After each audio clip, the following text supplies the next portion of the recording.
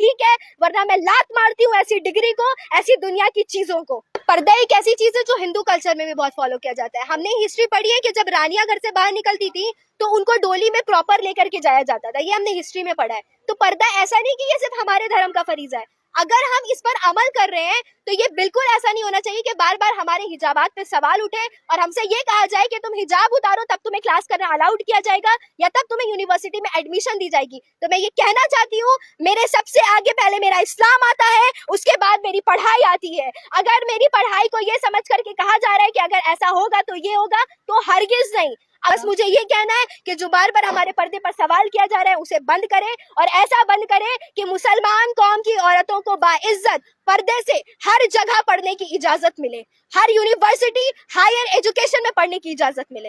हाल ही में जो हमारी मासूम बच्ची के साथ जो एक डॉक्टर हैं, जो इज्जत से वो स्टेज पर अपना सम्मान लेने जा रही थी और बिहार के जो सीएम हैं नीतीश कुमार जी ने उनके साथ अपमान किया, उनके हिजाब को अपने हाथों से हटाया और बल्कि उनके पूरे कमेटी के लोगों ने किया, ये बहुत अच्छा किया। तो आप समझ सकते हैं कि कोई भी धर्म हो, चाहे वो मुस्लिम हो, हिंदू हो, सिख हो, ईसाई हो, ये पर्दा उसके लिए एक बहुत ही बड़ा पावरफुल होता है कि वो अपने जो है लिबास का और अपने जिस्म का वो हिफाजत करती है। ठीक है, इसको किसी को भी अधिकार नहीं है कि वो उससे छेड़छाड़ करे।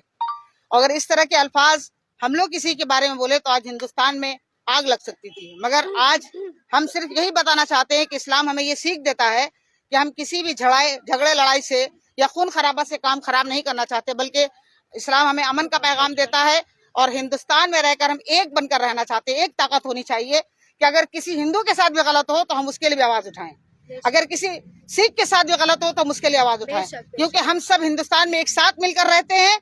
और सरकार को खुसूसियत के साथ तालीम की तरफ ध्यान देना चाहिए, हॉस्पिटल की तरफ ध्यान देना चाहिए, अच्छी सोसाइटी में जहां पर गरीब जिनको भूख से मर रहे हैं, कंबल नहीं है, जिनको घर नहीं है, उसकी तरफ तवज्जो देना चाहिए।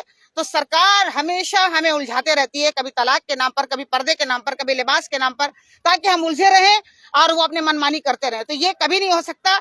अगर ये नहीं रुकेगा तो हिंदुस्तान की सारी औरतें सड़क पर आएंगी और औरत अगर अब ठान लेती कुछ भी कर सकती है। इसलिए हमें चाहिए कि इंसाफ चाहिए और नीतीश कुमार माफी मांगे, ये कोई बहुत बड़ी बात नहीं है माफी मांगना। माफी मांगने से ही इंसान नहीं सुधर जाता है, वो अमल करके दिखाएं कि वो हमारा सपोर्ट करते, वो सीएम है। वो हम नहीं चाहते कि हम उनका अपमान करें, मगर वो हमारा अपमान करते रहते हैं। इसलिए हम चाहते हैं पूरे देश के जितने भी बड़े लोग हैं उनसे हम बहुत अदब के साथ ये पैगाम पहुंचाना चाहते हैं कि वो औरतों की इज्जत करें, औरतों को सम्मान दे, वो चाहे वो किसी धर्म की हो।